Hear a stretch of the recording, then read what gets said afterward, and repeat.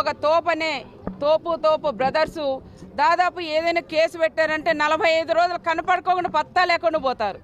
మళ్ళీ 45 రోజుల తర్వాత మినక్కమని మిరపతీగలాగా వస్తారు మీటింగ్ పెట్టుకొని పరిటాల రవిని పరిటాల కుటుంబాన్ని విమర్శించడానికే ఆయన 45 రోజులకు 50 రోజులకు వచ్చి ఇక్కడ విమర్శలు కూడా చేస్తూ ఉంటారు. అంటే పరిటాల రవి గారు చనిపోయి 20 సంవత్సరాలైనా నిద్రలో కూడా ఆయనకి ఉచ్చు పోసుకునే పరిస్థితిలో ఈరోజు ఒక ప్రకాష్ రెడ్డి వాళ్ళ కుటుంబానికి కూడా వస్తున్నాయని కానీ నిద్రలో కూడా ఆయన నిద్రలో కూడా కలవరించుకుంటున్నాను వచ్చి పరిటాల రవి అని.